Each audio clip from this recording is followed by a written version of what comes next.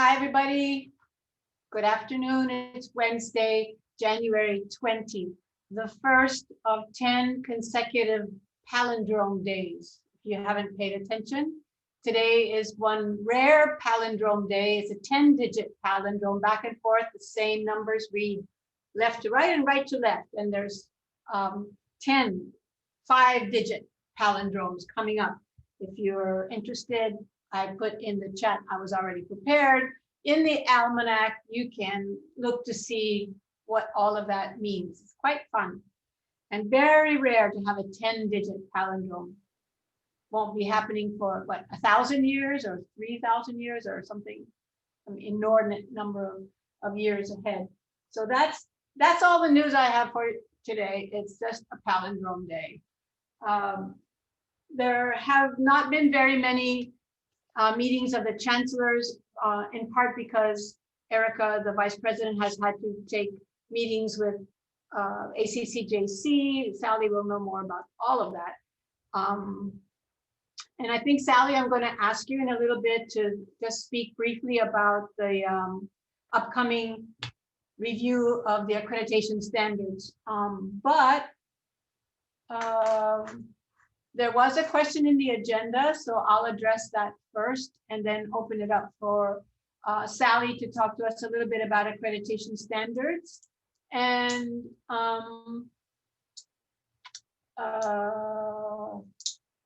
other questions from you guys.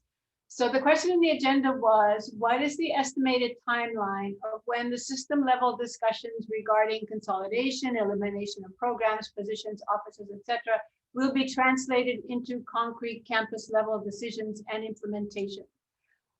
Because all of those kinds of decisions are integrated, and certainly not all of them are campus autonomous, they are interconnected. The decisions on some things will be made in the coming semester in spring for implementation in the fall. Other decisions may be made in the spring, but will take longer to implement. For instance, if we are to consolidate programs, might require some curricular changes, which will need to be submitted in September, but for effect in the subsequent fall, that would be 2022.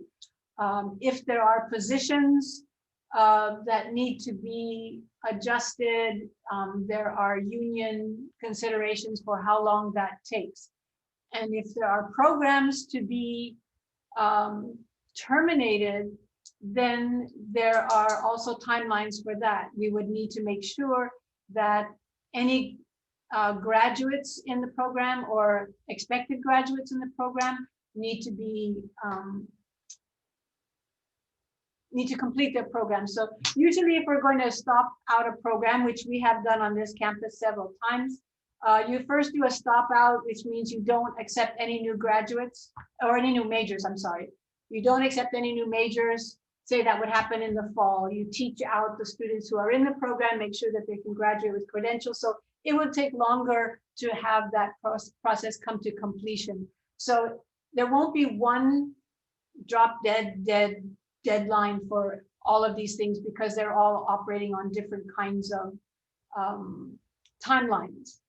So the short answer is the earliest for some things would likely be fall of 2021. That would be the earliest for any kind of implementation. But the conversations will happen and continue to happen in the spring. And the decisions about what happens going forward will likely be made by the end of spring for implementation on whatever timeline is required by the process involved. I hope that answers the question of the person who asked. Okay, are there other questions that came up as a result of the meeting yesterday that Erica and Mike did with us?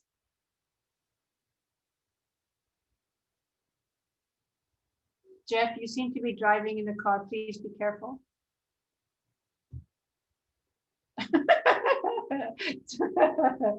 Okay, you busted, too late. Questions from you guys?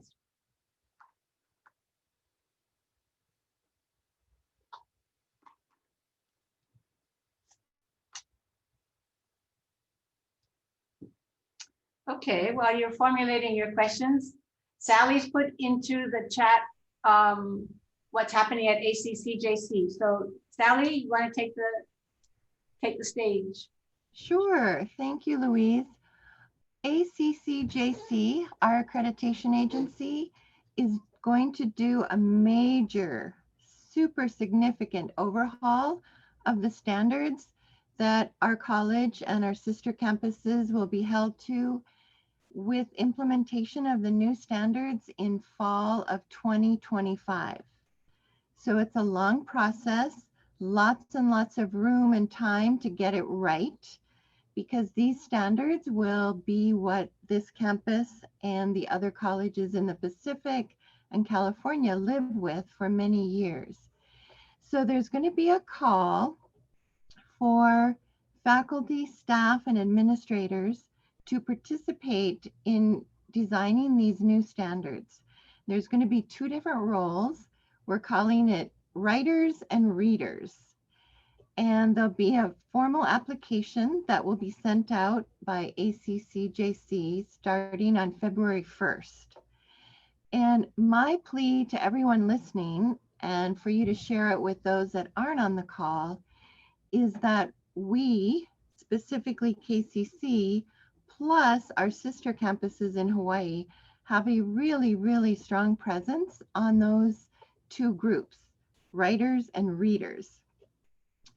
The very nature of ACCJC membership tends to encourage the accreditation of this agency to be very California centric. And I don't say that in a negative way, but rather just observing. There's 118 community colleges in California. You know, there's 6 of us, as we don't count our Maui colleagues, and then just a handful in the Pacific, American Samoa, Guam, etc. So, from a very selfish standpoint, I really, really want to see Hawaii community colleges have a really rich and strong influence on these new standards. And that's only going to happen if people step forward. I don't have a crystal ball on the exact time that you'd be committing to, but based on reading between the lines on how this process is set up, it looks to me like it will be a minimal time commitment. Um, what's that expression? Many hands make for light work. I think the goal is to have lots and lots of people involved with very, very specific, finite assignments. So I really, really hope that people will take this opportunity seriously and will participate. The benefit for you personally to do so would be, in my mind, threefold. Number one, you'll become much more comfortable and intimately aware of accreditation and why we go through all of that and who it benefits, etc. Number two, you will have a personal vested contribution into the new standards. And number three, it very likely for those of you who are working on contract renewals and tenure and promotion documents, you could very, very justifiably count this as college service. So please be watching for the announcement that will come around about February 1st. Joanne sent out the official announcement of this standards revision along with the timeline through the CAC. If you didn't get that email, please, you're welcome to email me and I'll forward it to you. Ask your department chair or your CAC member representative. So thank you very much for letting me have a bit of soapbox time. I really, really do think this is an important endeavor, and those who participate will find it really, really rewarding.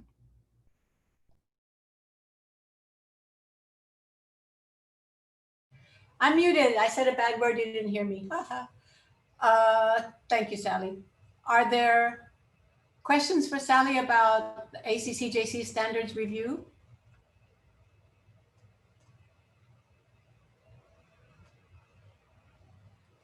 Okay. Has anyone thought of questions related to the other questions from the Erica Mike Zoom yesterday?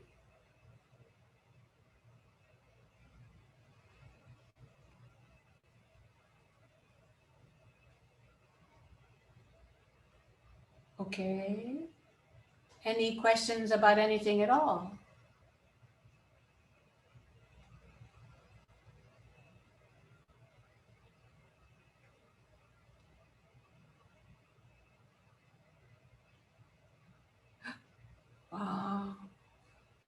I do have one observation. Calvin, the Kapiolani sign is like backwards. It's like Leonardo da Vinci wrote it. Well, it looks normal to me. I guess I have to flip it around again.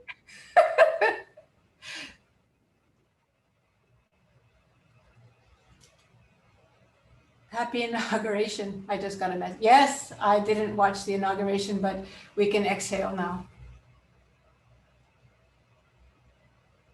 What contracts will not be renewed and how will they affect campus services? More specifically, what contracts are not being renewed? This was part of the message yesterday from Erica. She had to explain that the non-renewal of contracts was not personnel contracts. These were vendor contracts. And I am not aware of any conversations that have specifically named any vendor in particular at the chancellor's meetings. I have not heard of any vendors being not renewed. So this, Jen, sorry, LP, may I? Yeah, of course. I was going to ask you. So as LP, just to reiterate, this is not personnel contracts with regard to the folks we have that work for our campus.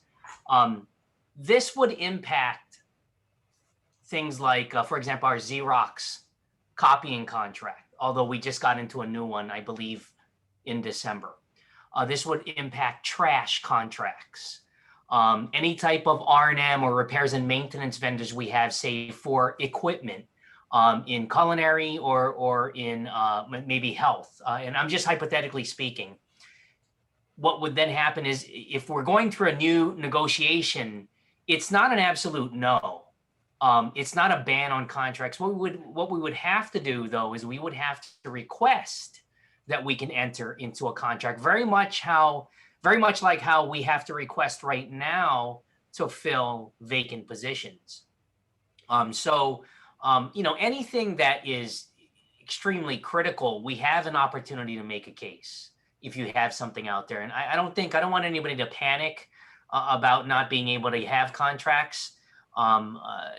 We just need to make sure that we plan accordingly. We need to build in extra time so that LP can make the request or I can make the request via Mike and Erica. That's it. What about paper shredding? Any contract effect there? We don't have a contract. We don't have a contract. But again, if we needed to get into a contract with these folks, then we would have to make the request. Yeah. There's another question for you, Brian, from Annie about when we will receive full budget allocations for FY21. No, I don't know yet, Annie. I'm sorry, I don't have a date yet, and I don't feel comfortable coming up with a date. Soon.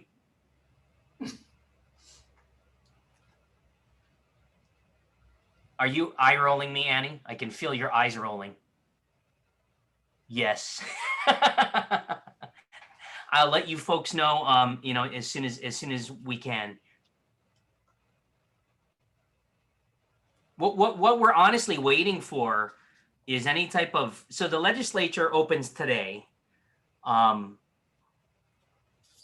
what happens generally in the first couple of weeks of the session is that the governor comes out with what's called GMs, or the legislature receives what's called GMs, or governor's messages.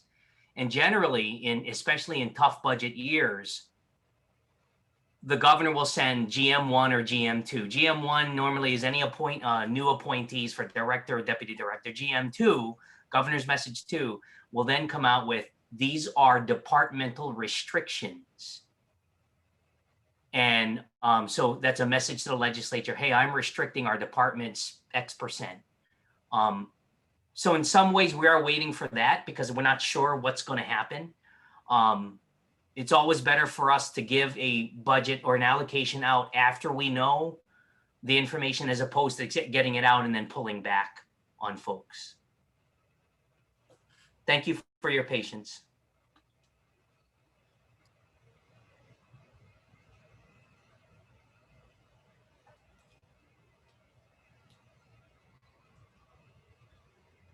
Any of the other members of the ELT want to share anything?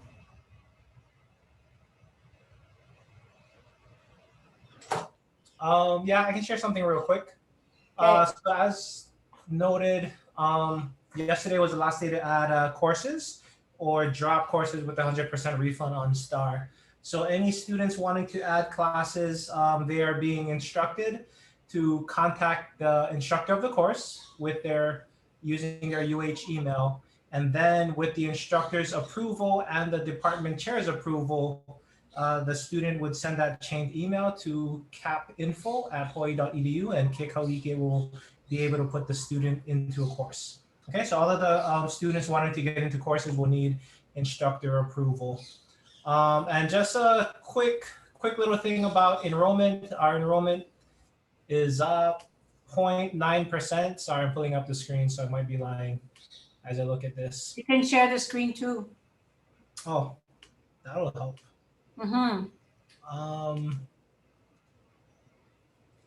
Okay, so basically enrollment is up 0.9%. But I think the two things that jump out is continuing students only down 0.7%, right? Which is extremely huge, especially when our students, a lot of them don't want to be in online classes, but are still returning. But if you look at over time, our percentage is usually around a 3 to 6% drop. And that's just something that is always expected. To see it like this is really good news. I wish I could tell you why, other than you guys are really great and the students really want to come back to our campus. The other thing that is worth noting, and that's probably looking at overall data, is amongst all of the colleges in the UH system, our college is attracting a lot of transfer students, which it already had. But to see that our college, in the whole essence of the entire UH system, our college is accounting for about little more than 25% of all of our transfer students. So this is what I think was something in effect to building the college's reputation over time, that it is basically a really good institution that offers the integrity or I don't know what I'm trying to say. It's basically really good courses that is equivalent of university level. Because for some reason, even when students can really go anywhere, because courses are online, they're still choosing to come back to our college. So something we probably need a little bit more research on, but it's just something that we always had was transfer students. Even don't look at the leeward one, they are higher than us, but we are beating them in a lot of different categories. And it's a quality that really counts, not the quantity. So again, thank you to everybody for keeping our enrollment high and giving the students a reason to come back and really choose our college. But that is it for now. Thank you, Noel. Yep, if we take out dual credit, we are way ahead of the game. But again, we don't focus on numbers, although that would change the game. We're not competitive. Just like to say that for the record. What are you talking about? Sorry, to address Hal's question, students could get into classes, they could add it themselves up to 11:59 p.m. last night. So from now on, students shouldn't be able to get in. But if there are some issues, let me know and I can look into it.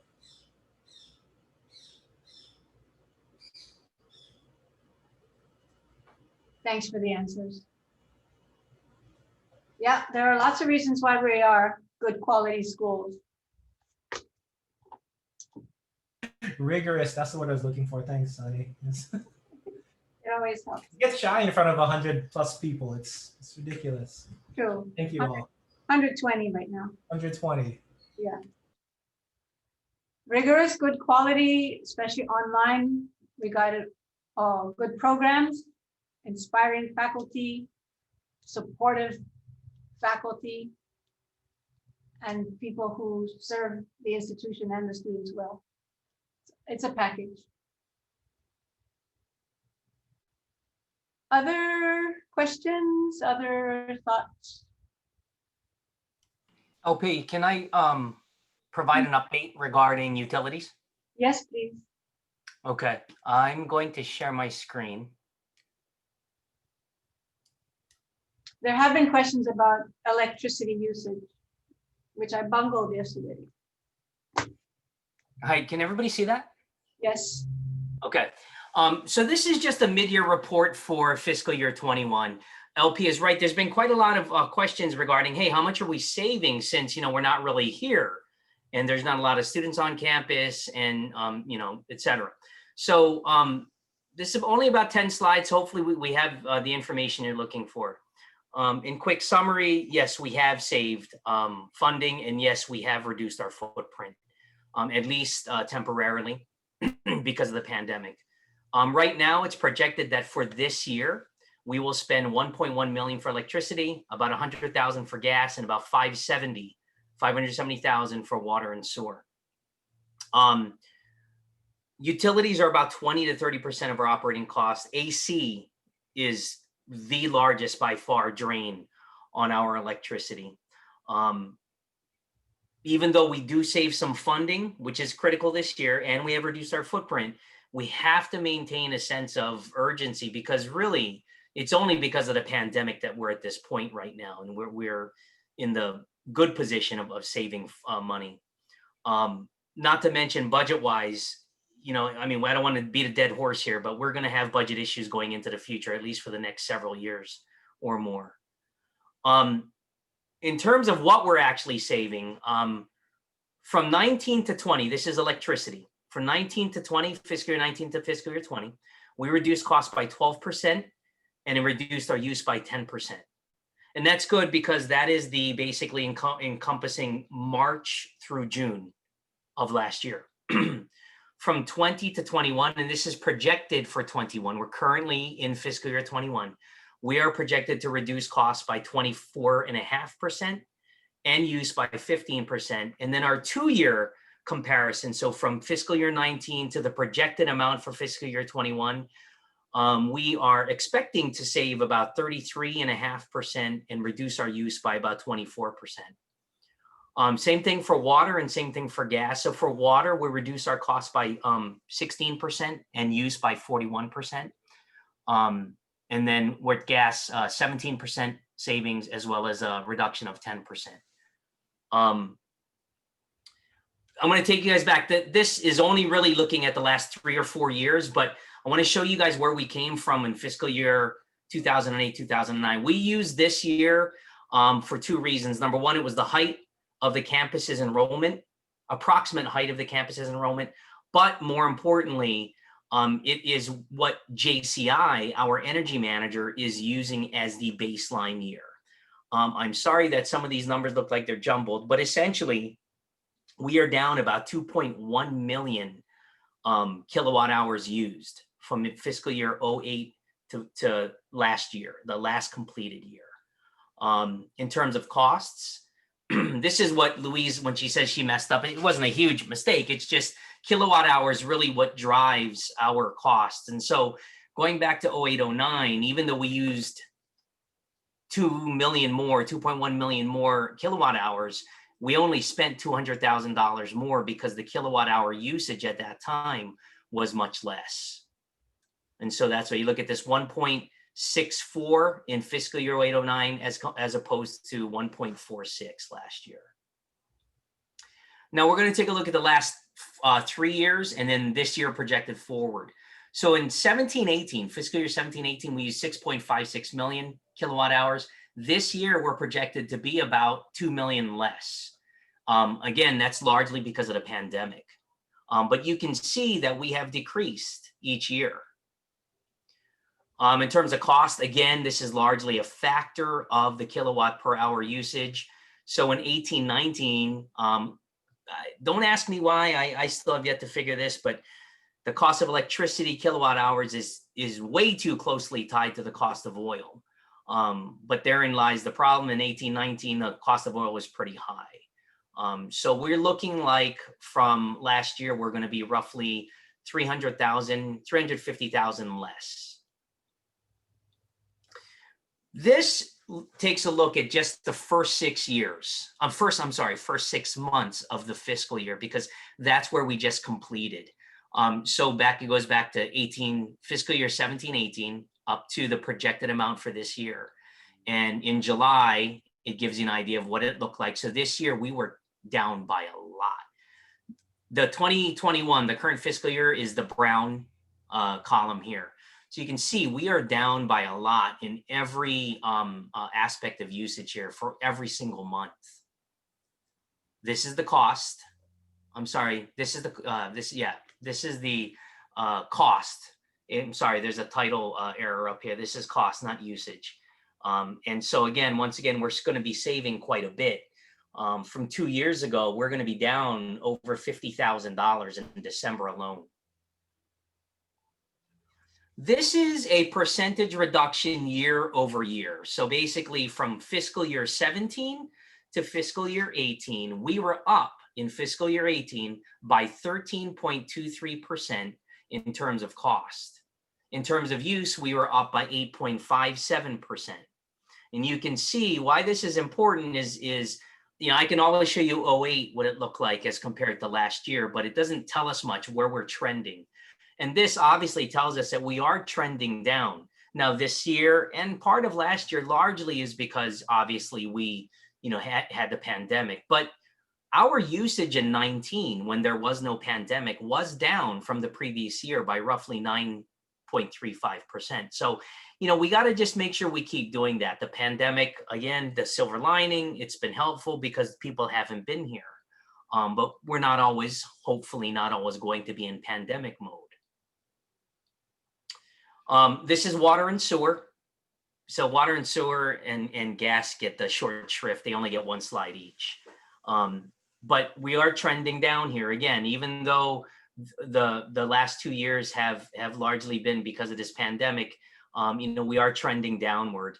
What I hope to do is build almost the same thing for the last 4 or 5 years with water and sewer as we did with electricity. And then this is our gas usage. I don't expect gas. It's number one, it's not a huge cost, but the reason why a high gas bill is good is because that means we have lots of activity. The only 2 programs that use gas are the sciences and culinary. And so that means we're teaching a lot of classes if the cost of gas is up. Finally, I don't want anybody to take too much away from this, but let me explain what this chart is. This is essentially the cost per building. How much a building uses on an average daily use and how much it costs us on per square foot, kilowatt hour per square foot. This is upon cost. This is sorted by cost, so cheapest to most expensive. So you'll see at the top here, Maili, Mamani, and Mokihana.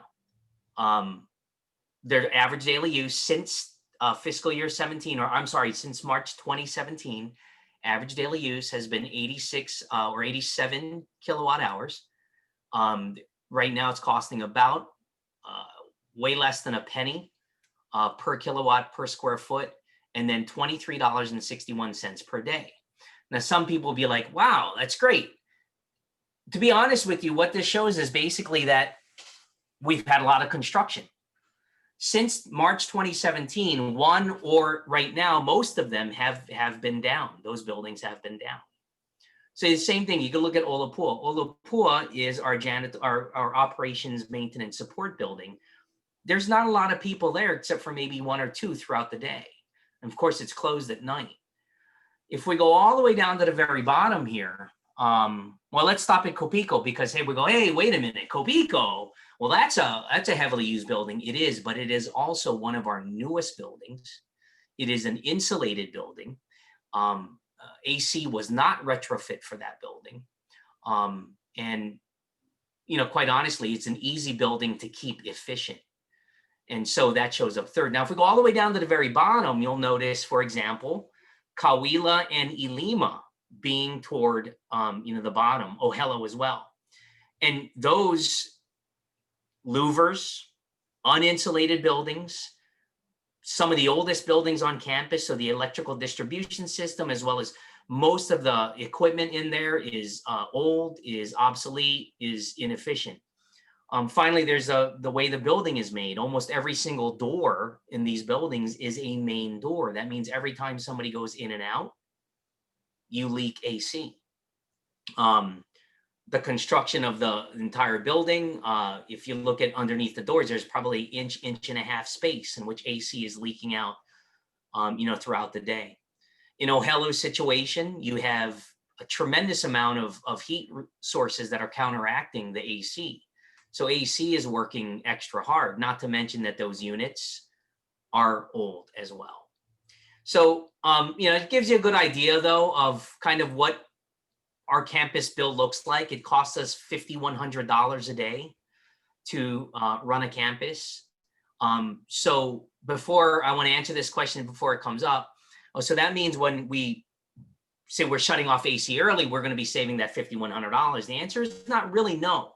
What this assumes is that the entire power is this is not just AC, this is the entire power.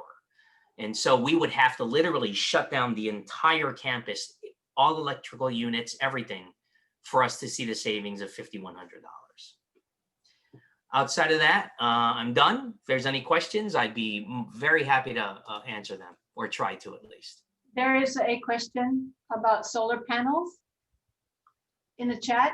Are they not working? And is it true that the solar panels are for certain buildings? You're talking about the solar panels that are being constructed right now? If so, they're not, we haven't been turned on yet. They haven't been turned over to the campus yet. The switch has not been flipped. Is it true that the solar panels are for certain buildings? No, the solar panels are for the power for the entire campus.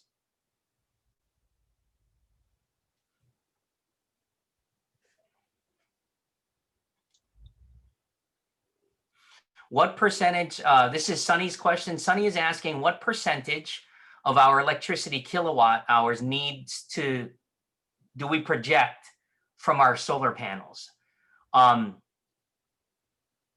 We are expecting, so if we include the roughly 10 to 12% from the library solar panels, in addition to the ones we have now that are coming up, and hopefully they get turned over to us in approximately Mayish, Marchish or Mayish. It was an M month. It's been a very, very long time. We're looking at 80% of our campus needs.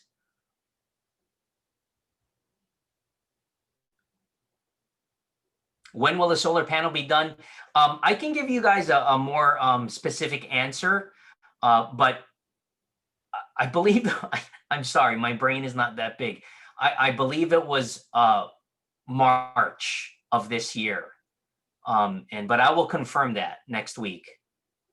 And Brian, can you explain what happens to the savings? If we're 80% off the grid and we're supplying our own energy from the PV panels, what happens to all of those dollars that we no longer spend on electricity? That's good. Thank you, LP, for bringing that up. And it's very important for everyone to understand. We don't really save any money. When we flip the switch to the PV panels, we don't save any money. And here's the reason why.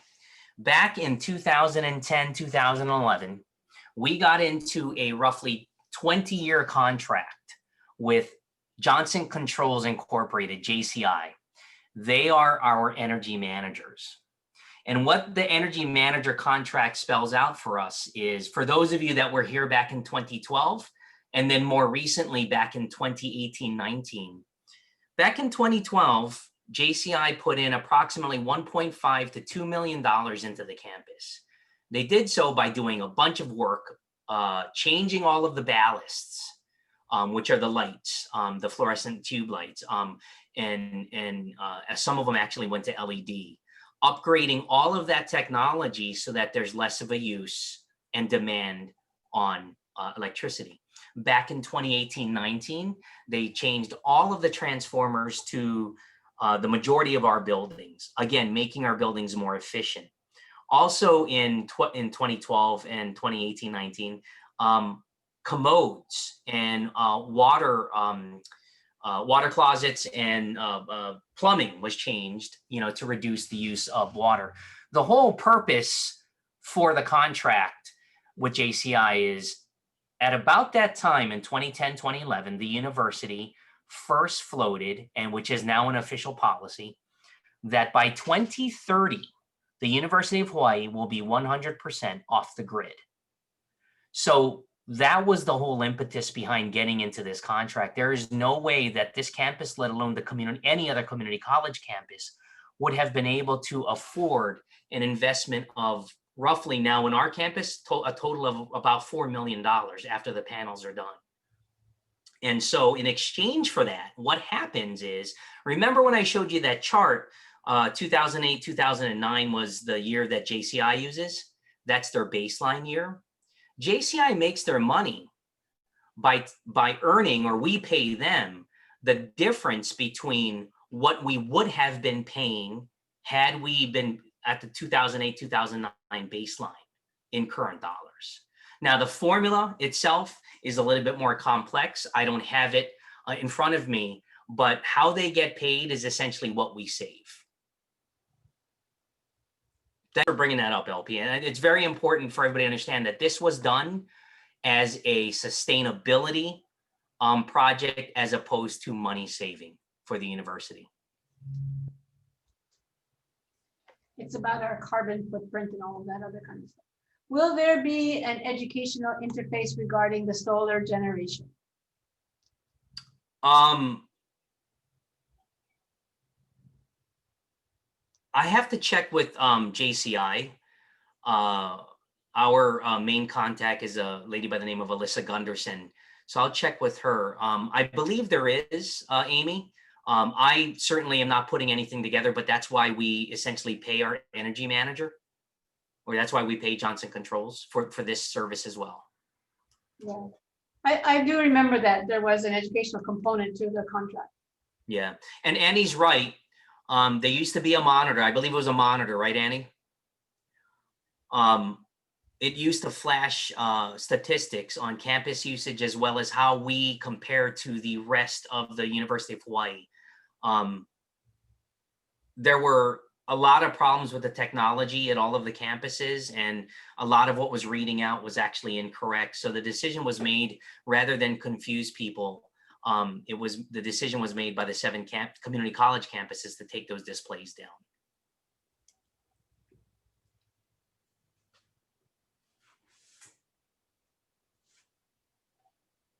Other questions about electricity or any other topic you wish to bring up at this point?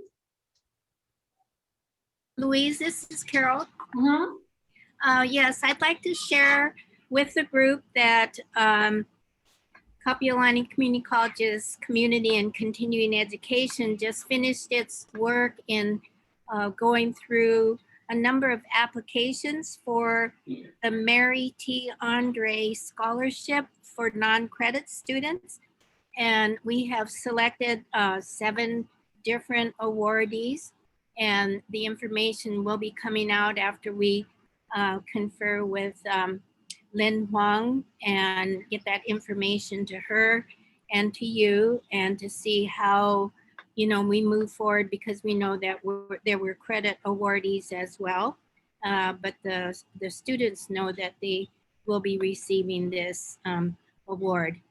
And then I wondered if I could share a screen, because I wanted to show the results from Oahu Back to Work and how Kapiolani compared to the other schools.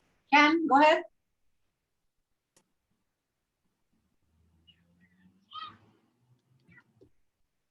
If I can here. Can you see anything? Not yet. Well, let's see.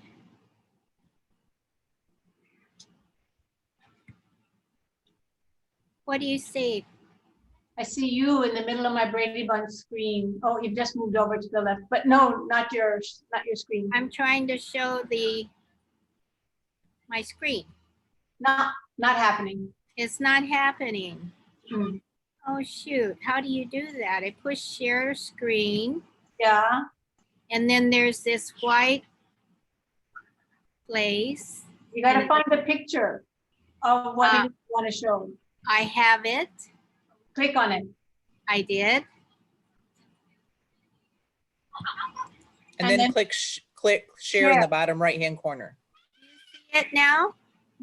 No, did you click share on the bottom corner? Well, I thought I did. Just a minute. Okay, just a minute. Okay, hold on, everybody. I'll get there. Look, I clicked on what I want to share.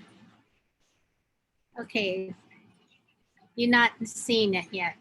Mhm. Are you seeing it now? No. Oh, Rad. Commercial. Please, I'm do trying you have it? I'm trying to find it, Carol. You got it in the email Yeah. from Tammy. Yeah, I got it. Okay, thank you. If you could show it, that would be great. Sorry, everybody. I got a bunch. Let's see. Talk amongst yourselves. Well, I wasn't that done yet, but I have just one thing. I wanted to wrap up with electricity by simply saying this.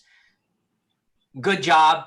Unfortunately, it was the pandemic that's done most of our work for us.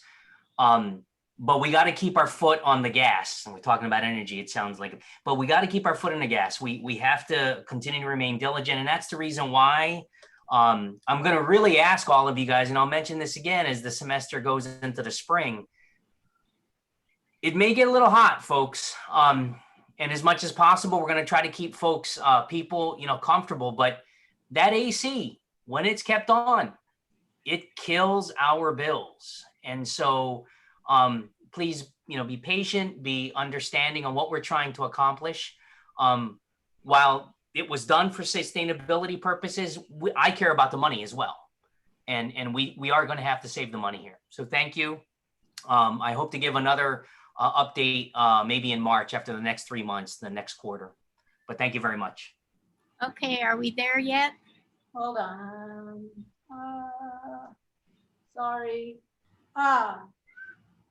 Okay. I got it. Okay, One moment, please. sorry. No problem. Well, basically, this is a report about the Oahu Back to Work, and that is the system initiative that took place whereby we offered a lot of different classes, and it was all of the campuses on Oahu that offered the campuses. The neighbor island campuses were allowed to participate, but they could only offer classes to those participants who were residing on Oahu. And oops, that's not the one, Louise, but that's okay. Anyway, as it turned out, I'll look at this one too. Kapiolani Community College actually trained the highest number of students altogether. That was all of the continuing ed programs on the campus. It was about 456 students. And the total amount of dollars that we brought in to the campus was $688,655. So I just wanted to let everyone know and thank everyone who worked very hard on this initiative. Okay, and sorry about the technological problems there. Thank you, Louise. Okay.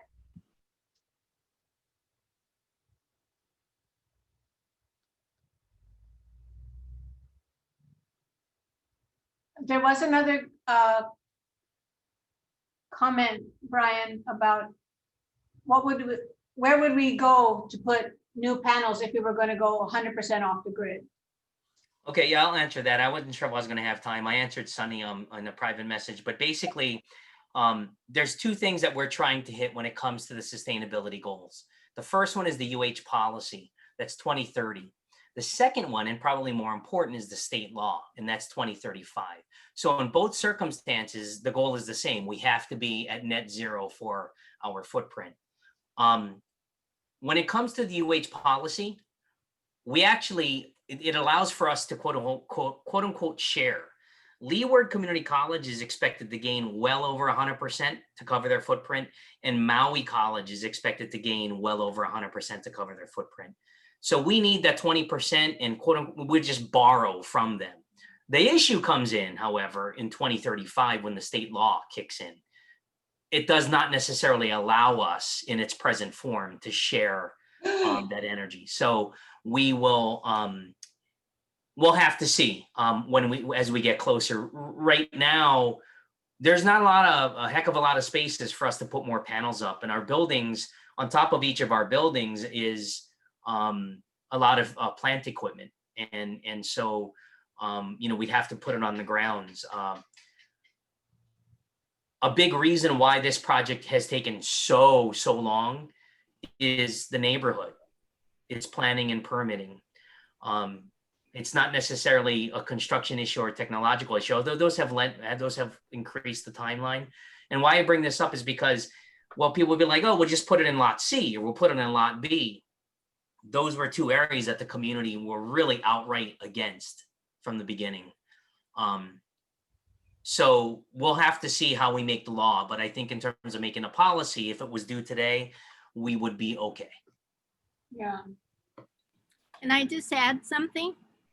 Go ahead. So Bob Franco is actually working on a project with Kaimuki Middle School. And so Kaimuki Middle School, probably within the next 3 years, if not sooner, is going to be, well, it is off the grid, and then it's going to be gaining capacity so that it can produce more solar power and actually save it into solar batteries, because it is designated as a shelter for the community. And in addition to that, we're working on a community resilience project whereby we're working with multiple different agencies around the community, and you'll hear more about it, but we're working with the neighborhood boards. So in a way, Kapiolani Community College is involved with expanding the possibilities for solar, and then at the appropriate time, Brian, I'm sure that Kapiolani will be involved in some manner in the future. Thanks, Carol. Are there other updates, announcements? I got one more question that came directly to me. The question is, does the campus begin to recoup the cost savings once we've paid JCI the equivalent of the cost incurred for the work they've done? The answer is yes. The answer is yes. Interestingly enough, however, with these panels, I don't want to get too deep in here, but the JCI doesn't own these panels. This is a PPA, or a purchase power agreement. The actual people who own these panels are called Pacific Current. Pacific Current is a subsidiary of HEI. So in 15 years, we have to make a decision on whether we want to purchase the panels or take them down, because at that point they would have outlived their useful life. So we'll be paying JCI even after the panels get taken down or get purchased. I was just thinking of myself when you said, in 15 years, I will have outlived my useful life too. So you can take me down with the panels. Hi, I was interested in. Any other questions? Okay, I'm going to call this before I get scolded for asking too many times. Okay, last chance. back to work laptops. Yes, thank you very much. We got hundreds. How many did we get, Sunny? I lost count after 100. 60. Oh, there'll be more. There'll be more.